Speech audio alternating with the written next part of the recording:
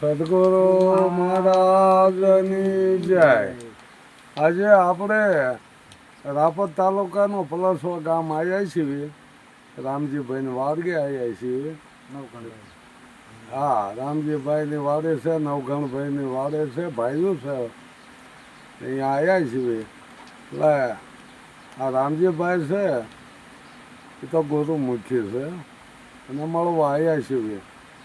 એમનો જે કાંઈ અનુભવ આપણે થોડાક પ્રશ્ન કરશું.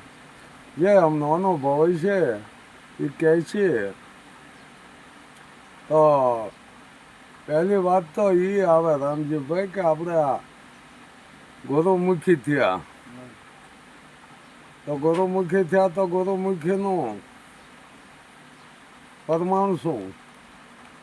પેલા તો શીશ દીધું ગુરુજીને. હા ગુરુજી હા શીશ દીધું તો વધ્યું શું?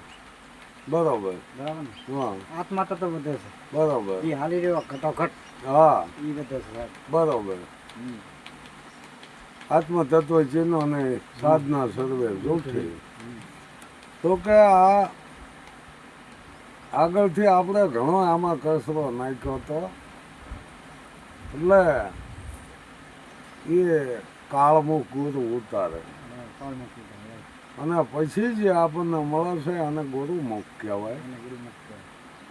પછી ગુરુમુખ મળ્યા પછી આ મુખેથી ખરાબ બોલાય નહીં, ખરાબ ખવાય નહીં.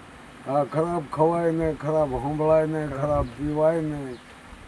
આ વસ્તુ આપણને લાગુ પડે, આને ગુરુમુખી કહેવાય. કોઈ ઉપદેશ લેવાથી ગુરુમુખી થઈ જાય એવું નથી. પણ એમાં પાલન કેટલું છે? પાલન પાલન હા, પાલન કેટલું છે? આપણે 5 પ્રતિજ્ઞા આપે છે ને, એનું પાલન એનું પાલન હોય, પંચશીલ હોય. પંચશીલ કહેવાય. હા, પંચશીલ કહેવાય. અને એ પંચશીલ પાળે તો એ કીધું ને, શીલવંત સાધુને વારે વારે નમીએ જેના બદલે નહીં વર્તમાન. પછી ઘણા સાદા માણસ હોય, આપણે ઉપદેશ ન લીધો હોય તો આ 5 વસ્તુનું પાલન હોય. બરોબર ને? પણ એનું વર્તમાન ક્યારે બદલે એનું નક્કી ન કહેવાય. પણ જેને શીલ મારી દીધા છે એનો પછી કોઈ પરિવર્તન થાય નહીં, ક્યારેય ન થાય. એટલે હું જવાન છું, હું ગઢો છું, હું બાળપણ છું, આ વર્તમાન જેનું થાય છે ને એ શીલવંત સાધુ ન કહેવાય. શીલવંત સાધુ કોને કહેવાય કે હું તો આદિ અનાદિનો છું અને એ બધા બંધનમાં છૂટી ગયા હોય છે. એને કોઈ બંધન હોતું નથી. કામ, ક્રોધ, મોહ, લોભ, અહંકાર, અભિમાન બધું છૂટી બધું ગયું છૂટી જાય. છૂટી ગયું હોય. અને શીલવંત સાધુ કહેવાય. અને એને વારે વારે નિમ્ય ને તો એ પરમાણુ છે એનું. અને આપણે કહેવી કે આ રોહિદાસ ધંધો તો સાંભળાનો કરતા અને એ ધંધો આપણને જે પગથખા મળતા ને એ દેશી હતા. અત્યારે જો આ પ્લાસ્ટિક આવી ગયું, તમે 1 કલાક પગમાં રાખો તો પગના તળિયા મંડા બળવા.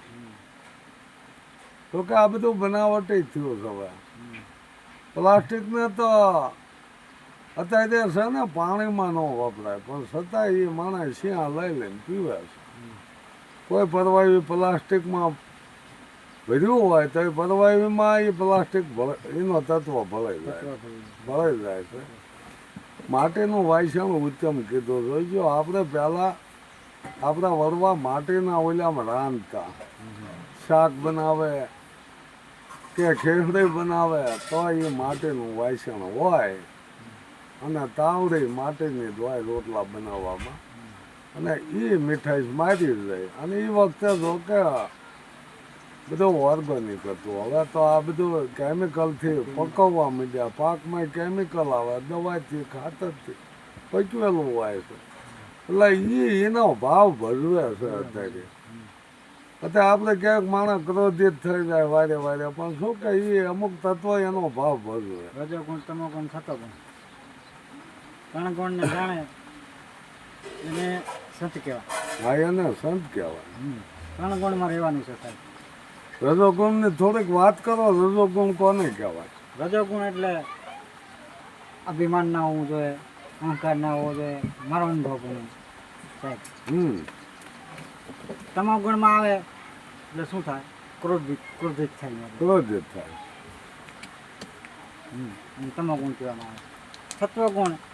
સત્વગુણ એટલે પાઠ પૂજા કરવી, ધર્મ કરવું, સારા વિચારો લેવા, જેથી કરીને એને સત્વગુણ કહેવાય. હવે સત્વગુણ, તમોગુણ ને રજોગુણ ત્રણ ગુણની વાત કરું ને તો રજોગુણ એ બદમાશ, બરાબર? બદમાને રજોગુણ કીધું. અને બદમાએ કે ઉત્પત્તિ કીધી તો ઉત્પત્તિ છે ને જ થાય કામથી, એટલે એને કામ કીધો. પછી સત્વગુણ વિષ્ણુને કીધા તો એ લાલન પાલન કરે છે તો એ લોભ છે. લોભ એ સત્વગુણ. અને તમોગુણ એ ક્રોધ છે. એને શિવની ઉપમા આપી છે. હા, મહેશ કીધા એટલે આ વસ્તુ જે રજોગુણ ઉત્પન્ન કરે છે, સત્વગુણ લાલન પાલન કરે છે અને તમોગુણ સંહાર કરે છે. એટલે ત્રણેયને સંતોએ બાકાત કીધી નાખ્યા કે એકય ગુણ ન હોવો જોઈએ. સત્વગુણ ન હોવો જોઈએ. સત્વગુણ લોભ છે. લ્યો, લાલચ જાગે છે. તો આ એકય તત્વ ન હોવું જોઈએ. આવું આપણા સંતોએ કીધું. ગુરુની લાલચ જાગે, હું ગુરુ છું. હા, લાલચ ગુરુ. જાગે, હા, હું રામો છું, હું આમ છું, મારા હું આટલા રાઠોડ છું. શિષ્ય છે, હમ, મારા આટલા શિષ્ય છે. આ લોભમાં બધું ઊભું થાય. લોભમાં જો પૂજન કરાવવા માંડે જાય, લોભમાં દક્ષિણા માંડે જાય લેવા. પણ હવે આ આત્મ જ્ઞાન તો આત્મા એક છે. તો પછી રામાપીરે વાત કરી દીધી છે કે પૂછો પૂરા પંડિતને, પૂછો સિદ્ધ સંન્યાસીના નીચના ગુરુ કોણ છે. હા, તો હવે અહીંયા ચોખ્ખું કીધું છે કે પોતે જ પોતાનો ગુરુ છે. પણ આ સમજણમાં આવે તો ને આત્મ જ્ઞાન કેવું છે કે બીજો કોઈ દેખાય જ નહીં. જ્યાં જોવું ત્યાં તું નો તું. કેડે નાનો ને આથી મોટો ને કે માવત થઈને માથે બેઠો આંકવા વાળો કે તું નો તું, કે તું નો તું છો. ભલે નાનો મોટો રહ્યો પણ મૂળ તું છો.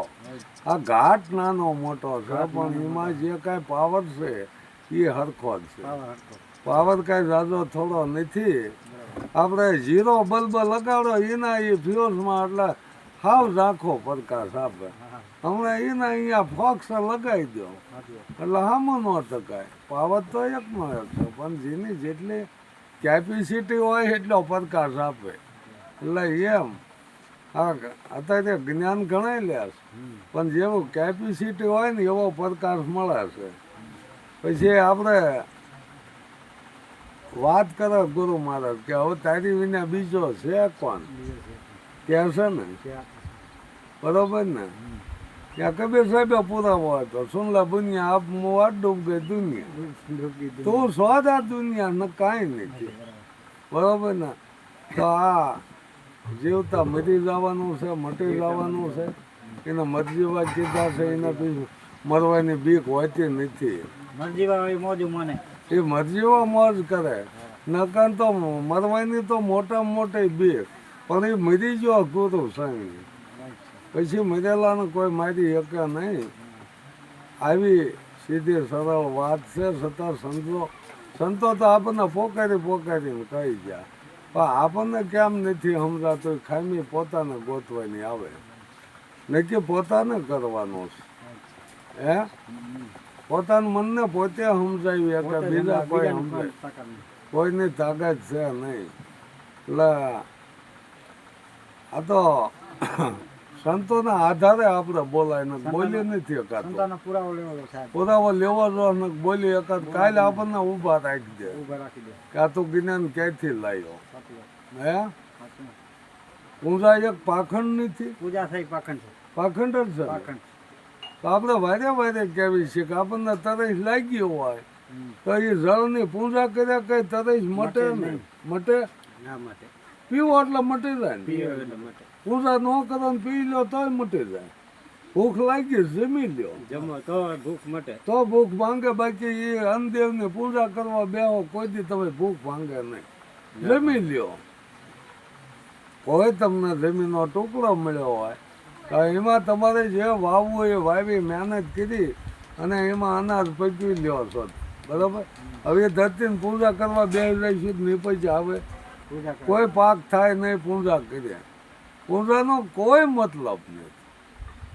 હાલો વિશ્વાસનો કોઈ નથી કહેતા કે શ્રદ્ધા હોવી જોવે. શ્રદ્ધા રાખીને બેસી જાવ તોય નહીં થાય.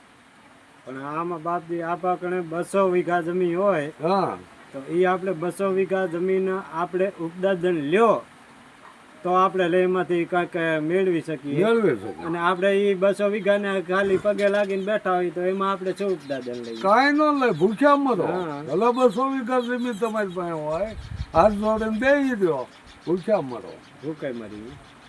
કાં તો તમારા પુગામ ન થાય ભાગ્ય આપી દો વાવવા આપી દો વાવડે તો એ તમને મહેનત કરીને આપશે.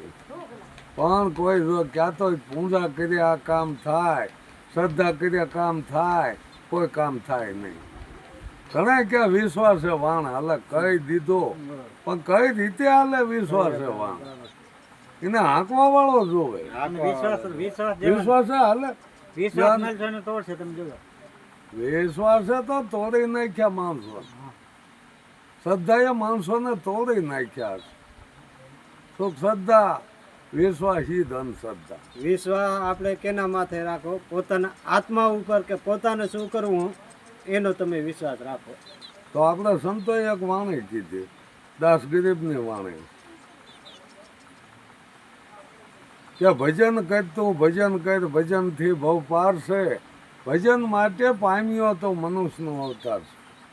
શ્વાસનો વિશ્વાસ કરમાં ફરે શિર પર કાળ છે. પ્રભુ પદને પામવું એ ખેલ ખાંડાની દાર. પોતાના શ્વાસનો વિશ્વાસ નહીં કરવાનો કે ક્યારે બંધ થઈ જાય. બરોબર છે ને. આપણા સંતોએ આપણને આ ચોખ્ખો કીધો ભજન કરવાનું કીધું એટલે અનુભવ કરો. તમે અનુભવ કરવાનો. ભજન એટલે અનુભવ. બીજું શું? આ જે સંતોના ભજન રહ્યા ને એમના અનુભવ. અનુભવ મૂકી ગયા. અનુભવ મૂકી ગયા છે એને ભજન કહેવાય. અને એ ભજન કરવાનું કીધું. બોલવાનું નથી કીધું, બોલાવવાનું નથી કીધું, ભજન કરાવવાનું નથી કીધું, ભજન કરવાનું કીધું. બાકી જો આ ગળા તાણ્યા જો એમ ભગવાન મળી જતા ને તો અત્યારે ગળા હવાદે ઘણાય ગાય. સંતોના શબ્દમાં છે આને ભર્યા. જીવન કલાકારો કોઈ પણ હોય કળા છે એનો પૈસો મળે. પૈસો મળે. હા પણ ભગવાન નહીં ભગવાન ન મળતા. મળે. એ ગળા હવાદે ગાતા હોય ને અત્યારે કલાકારોની ફી એટલે 5, 7, 8, 10 લાખ આ કથાકારોની ફી એવી. હા એ તો પણ બાપજી આપણે કેમ કહીએ કે આપણે ખેતીમાં ધંધો એનો એક જાતનો ધંધો છે. પાછી એમનો ધંધો છે. હા એની મહેનત છે, એની કળા છે, એની હોશિયારી છે. જો નકરી મહેનત કરે પૈસો નહીં પામો. હોશિયારી હોવી જોવે, કળા હોવી જોવે તો જ પૈસો મળે. કે ભાઈ આ થોડાકમાંથી જાજુ એને જાજુ. આપણે કેવી ખાવ સામાન્ય માણસ હોય અત્યારે અરબોપતિ ને ખરબોપતિ પણ એની આવડત છે. જેમ કૃષ્ણ ભગવાનને 16 કળા આપી એમ કળા છે. એની કળા છે. એ 16 કળામાં માહિર હતા. હા 16 કળા હોવી જોવે. ક્યારે કઈ કળા વાપરવી એ આપણે પાસે સમજણમાં હોવું જોઈએ. નકર અત્યારે તો હાલમાં રોડપતિના ઘડીકમાં કરોડપતિ કરે ને કરોડપતિને ઘડીકમાં રોડપતિ કરે. આપણે નજર આમાં દાખલા બનેલા બરોબર ને. કે આ એક જ દાખલો તમે લ્યો જુનાગઢનો રા માંડલી ગંગા જળગ્યો કહેવાય. આવો પવિત્ર માણા અને એ માંડવનો સંગ થઈ ગયો અને નથી કહેતા સંગત સોનો કરે ફેરવા પથરા ફરે. પથરાને ફેરવો જ એ ફીરી જાય. એટલે સંગત એવી થઈ જાય માંડવની. અને કહેવાય છે કે કૌંબામાં થોડો થોડો દારૂ નાખી રાખ્યો અને ભાઈની બુદ્ધિ ફેરવી નાખી. તેથી કીધું તો કે ભાઈ તમારે એકેય રાણે નથી રાજાને કે એવી તો આ નાગારામની બઈ છે. વાળી તમને ના પાડી પણ કીધું ને કે માથું માગો માથું આપી દો, વાળી નહીં આપ. તો કે બઈથી માગી લો ને જાવ ને અહીંયા માંગણી કરો એની બઈની. હવે બોલો ક્યાંની ક્યાં જગ્યાએ લઈ ગયા આવા જે મહાન રાજા થઈ ગયા એવાને ક્યાં કરી નાખી. એટલે આ સંગત છે, જેવી જેવી સંગત થાય છે ને એવી અસર કરે છે. અત્યારે જેના ગુરુ જેવા હોય ને એવા દીના શિષ્ય બને. તો કે એક સંગતિને એ થઈ જાય કે ભાઈ આ પૂજા કરાવી, બહેનો દીકરીઓ પાસે પૂજા કરાવી, પગ ધોઈને પાણી પાવા, તો પોતે જ પ્રતિજ્ઞા તૂટક છે. પ્રતિજ્ઞા પોતે જ તોડે પોતાની લીધેલી. એટલે જ કીધું ને કે પોતે પોતાની મર્યાદા મૂકી દે. આ સંતોએ બધી મર્યાદા આપેલી. જો એમ પગ ધોઈને પાણી પીધે જ્ઞાન થતું હોય ને તો એમના ઘરના આપણે વારી ન આવવા દે. ગુરુને ઘીરે ઘણા સભ્યો હોય એ આપણે વારી ન આવવા દે. માળા ફેરવ્યા થતો હોય તો માળા વેસે નહીં કોઈ. બધાને હાથમાં પકડાઈ દે, મંડો ફેરવવા માળા. આ બધા પરપંચ છે અને એમને ધંધો છે, એમને તો કાંઈક મળે છે એટલે વેસે. મૂર્તિઓ એક પથ્થરની એવો ઘાટ આપી દેશે કે એની કરોડો રૂપિયાની કિંમત કરી દે છે. એ પથ્થરના ટુકડાને કરોડોની કિંમતનો એ પથ્થર બનાવી દેશે. એ એની કળા છે, એનો ધંધો છે ને એ તો કરવાના. કે ગ્રાહક આવે એટલે ધંધો કરે માણસ. અને અત્યારે દુનિયા અહીંયા મૂર્તિ વાયા પોટા વાયા પડે છે. કોઈ વિચાર નથી કરતું કે આવા માતાજી હોય. એના કોઈ વાહન નહીં મળ્યા, ગધાડામાં જ બેહાર્યા, કૂતરા માથે બેહાર્યા. કાંઈક તો એને હોય ને મર્યાદા. ગણપતિના ઉંદરડા માથે બેહાર્યા, કઈ રીતે એ બેઠા હોય. આ બધું અત્યારે કાંઈક નવીન બનાવે એટલે માણસો એની ખરીદી કરે છે. કાળકાને કેવી બનાવી, કેવી સ્થિતિથી મૂકી કાળકાનો વિચાર કરવો કે આવા માતાજી હોય કાળકામાં.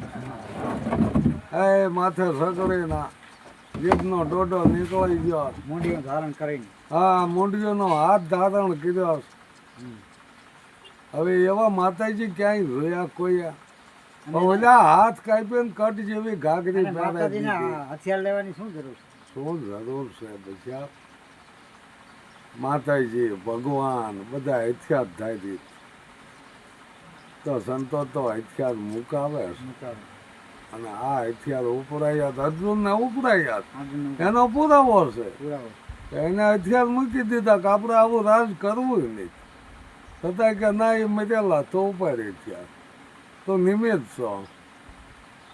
તો તને એમાં પાપ નહીં લાગે? પાપ ન લાગે ધીમા લઈ હાથ ગાળવા હું લેવા જવું જોઈએ કે હવે આનું પ્રાયશ્ચિત હાથ થાય કે હિમાલયમાં વ્યા જાવ હાથ ગાળવા.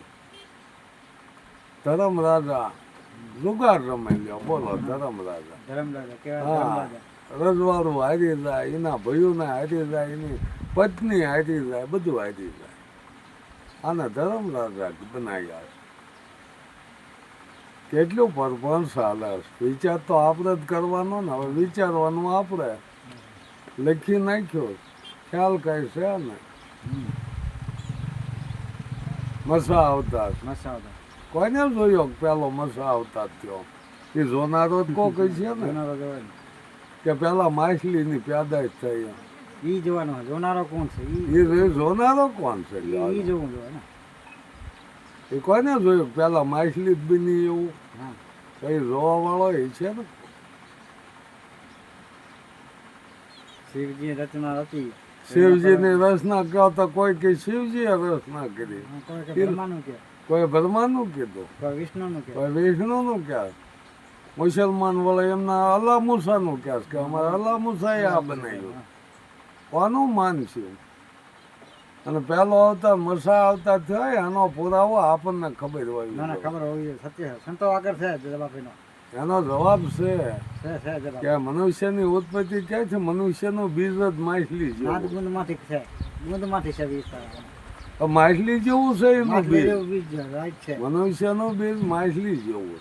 પછી કસબા આવતા ધરે હાથ પગ ફૂટે એટલે કસ્બા થાય ને, રાઈટ છે બરોબર છે ને? બરાબર છે આપણને પોતાને નક્કી થાય હા કે ભાઈ આ રીતે અવતાર થયા. આ રાક્ષા દાંત નીકળ્યા હતા વરા અવતાર કીધો જ ને. બરાબર કીધું આવી આપણને પોતાને નક્કી થવું જો, બાકી આની માથે જ આખ બધા લખાણ. જે હવે આ આપણું પિંડ છે ને અને નરસિંહ અવતાર એક જ અવતાર લીધો પહેલા જ ને. બીજું તો અવતાર આવતું નહીં નરસિંહ એ મારવા દયા હતા. હે? હરણિયા કહીશું પણ મારીને વિયાઈ ગયા. વયા ગયા તો એને મારવા દયા, બીજું કાંઈ નહીં. બીજેનું તો બીજું હજી ક્યાં કોઈ દેખાણું એનું કોઈ પરાક્રમ ન બતાવ્યું, કાંઈ નહીં. નહીં. પુરાવો નથી હજી તો કોઈ પુરાવો ન મળે. તમે વિચાર કરો કે એક અવતાર પૂરો થાય તો બીજો આવે. હા તો તો વિષ્ણુ ભગવાને કીધું કે પરશુરામને કે તમે જાઓ, હા મારે જે થોડીક વાર છે. બરાબર તો પછી પરશુરામનો અવતાર પૂરો થાય કે રે રામ અવતાર થાય. તો આ તો બે ભેગા થઈ જાય અવતારી. એકની સમાપ્તિ થાય તે બીજો અવતાર લે. આ તો બે ભેગા થઈ જાય. તો માની લો કે આ બધા અવતારી પુરુષ જ છે. જે જેને ખબર છે ને બધા અવતારી પુરુષ છે. રેણીને બસલીનું ઉભા હતા પહેલા એને ને બધ ભરી. હા. હા, કોઈ થાંભલો ગરમ કોઈ બધ નહીં ભરી. ગરમ થાંભલો બધ બધાને ગરમ લાગે. ગરમ લાગે પણ એ તો રેણે બધ ભરી ત્યાં ભગવાન પ્રગટ થયા. ત્યારે ભગવાન ભગત એમ જેને જેને રેણીની બધ ભરી છે ને એને ભગવાનના દર્શન થયા. બાકી પાછા કોઈ દર્શન થતા નથી. સદગુરુ મહારાજ